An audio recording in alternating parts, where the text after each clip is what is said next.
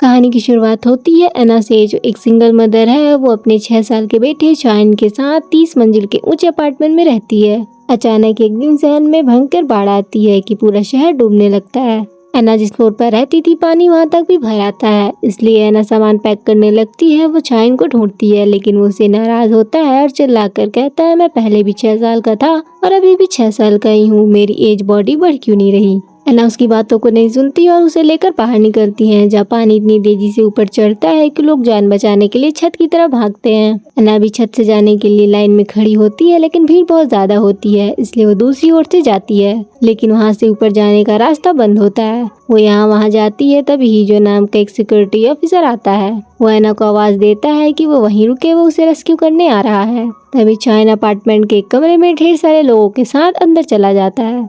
एना उसे ढूंढने लगती है, तभी पानी तेजी से ऊपर आकर सबको डुबा देता है। एना को शाइन मिल जाता है और वो सिक्योरिटी एना को वहाँ से बाहर निकालता है। हीजो एना से कहता है कि बिल्डिंग के ऊपर हेलीकॉप्टर आपको रेस्क्यू करने के लिए आ चुका है। हीजो बताता है कि अंटार्कटिका में एक बहुत बड़ा एस्टेरॉयड टकराया है, जिससे सारी बर्फ पिघल गई है और पूरी दुनिया डूब रही है। लेकिन ट्विस्ट ये है कि हीजो बाकी लोगों को छोड़कर सिर्फ एना को ही क्यों बचाना चाहता है, क्योंकि एना कोई आम महिला नहीं, वो ड्राइंग सेंटर की एक बहुत बड़ी एआई रिसर्चर यानी साइंटिस्ट है। हीको कहता है कि जल्द ही इंसान खत्म होने वाले हैं और इसीलिए अथॉरिटी ने डिसाइड किया है कि वो दूसरे प्लेनेट पर एआई की हेल्प से इंसान बनाएंगे, जो सिर्फ आप ही कर सकती हैं। तभी शाइन को टॉयलेट आती है, जिसके लिए एना उसे बिल्डिंग के एक रूम में ले जाती है। उसके बाद जब वो बाहर निकलते हैं तो एक अपार्टमेंट से गैस ब्लास्ट हो जाता है। दूसरी ओर से भी एक गैस ब्लास्ट हो जाता है, जिससे ही जो बिल्डिंग के ऊपर से जाने के डिसाइड करता है। वो शाइन को ऊपर खींचता है, लेकिन शाइन उसके पास नहीं जाता और खींचातानी में एना पानी में गिर जाती है। फिर वो तैरकर सीढ़ियों के पास आती है, जहाँ लिफ्ट में एक लड़की फंसी होती है।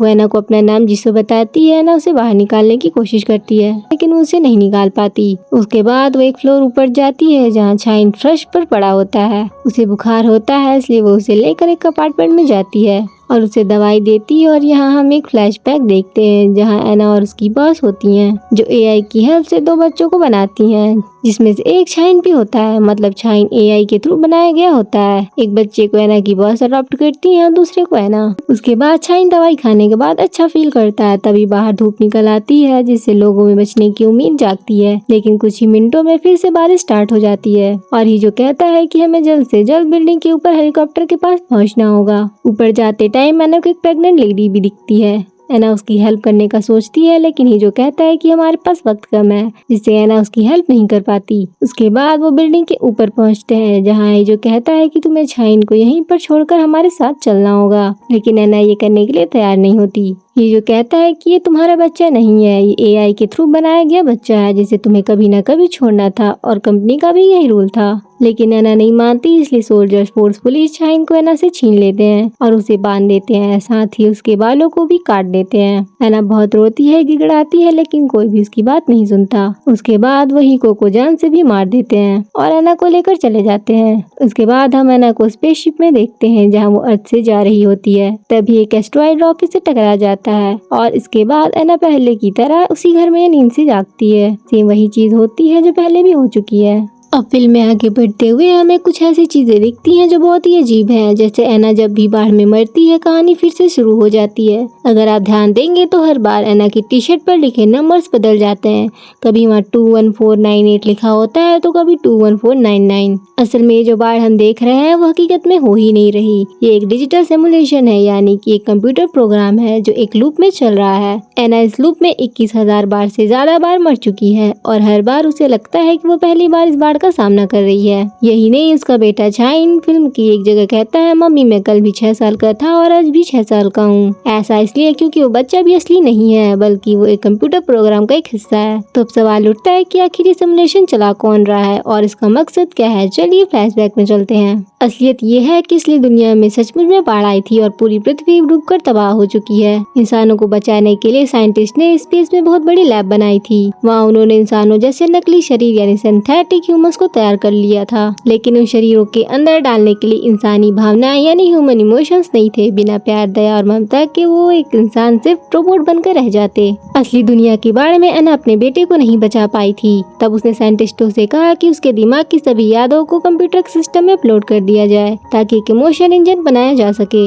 एना के मन में अपने बेटे को खोने का जो दर्द था, उसे बचाने की जो तड़प थी, वो दुनिया की सबसे ताकतवर इमोशन थी। कंप्यूटर इसी माँ की ममता को सीखने के लिए एना के दिमाग के साथ एक सिमुलेशन गेम बार बार खेल रहा था। अब एना को कुछ चीजें याद होती हैं, इसलिए वो हीजो की बातों में नहीं आती और खुद पानी में कूद जाती है, जहाँ वो उसी लिफ्ट के पास जाती है जहाँ जीसो फंसी हुई थी। लेकिन इस बार एना उसे बचा लेती है। फिर एना चायन को ढूंढने लगती है। वो एक अपार्टमेंट में जाती है जहाँ उसे दो लड़के चोरी करते हुए दिखते हैं। एना उनसे चायन के बारे में पूछती है, लेकिन वो कहते हैं कि हमें नहीं पता। तभी हीजो एना को आवाज लगाता है, जिससे वो दोनों लड़के एना को पकड़ लेते हैं और उसे मारने लगते हैं। तभी हीजो वहाँ आ जाता है और एना को बचा लेता है। उसके बाद एना उसी जीसो के अपार्टमेंट में जाती है जहाँ वो पहले भी जा चुकी थी, जहाँ पर उसने चायन को दवा दी थी। वो ग्रैंड माँ एना को वही दवा देती है जो एना ने चायन को दिया था। एना पूछती है कि आपको ये दवा के बारे में कैसे पता, लेकिन वो ग्रैंड माँ बात को घुमा देती है। फिर एना उसी फ्लोर पर जाती है जहाँ वो प्रेग्नेंट लेडी होती है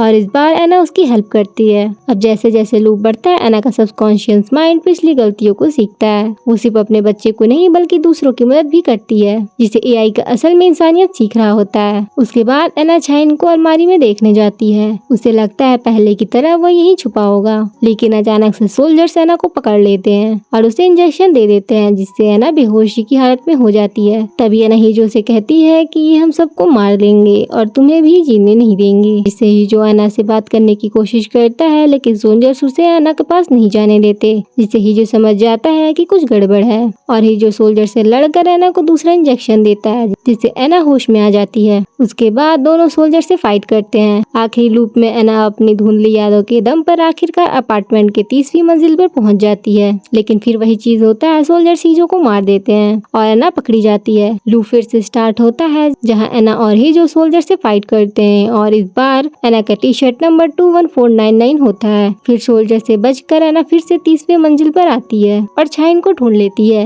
लेकिन तभी हेलीकॉप्टर से कुछ सोल्जर्स आते हैं। एना किसी तरह वहाँ से चायन के साथ पानी की तरफ भागती है, लेकिन सोल्जर्स उसे पकड़ लेते हैं और चायन पानी में कूद जाता है। उसके बाद पानी का तेज बहाव आता है। उसके बाद हम एना को पानी में देखते हैं जहाँ उसे चायन मिलता है। जैसे वो अपने बेटे को गले लगाती है, कंप्यूटर का यह एक्सपेरिमेंट पूरी तरह सक्सेसफुल हो जाता है। एआई ने एक माँ के सच्चे प्यार का पूरा डाटा प्रोसेस कर लिया होता है। इसके तुरंत बाद पूरी वर्चुअल दुनिया गायब हो जाती है और सब कुछ कंप्यूटर कोडिंग में बदल जाता है। अब आते हैं सबसे आखिरी सीन पर, जहाँ हम देखते हैं कि एना को उसका बेटा एक स्पेस कैप्सूल में आंखें खोलता है, जो पानी से डूबी हुई पृथ्वी की तरफ बढ़ रहा है। मतलब एना और चायन तो मर चुके हैं, लेकिन उनकी मेमोरीज की हेल्प से नए इंसानों को बनाया जा रहा है, साथ ही एना और चायन जैसे दिखने वाले बॉडी को भी। आई होप मेरा एक्सप्लेनेशन आपको ये पसंद आया होगा।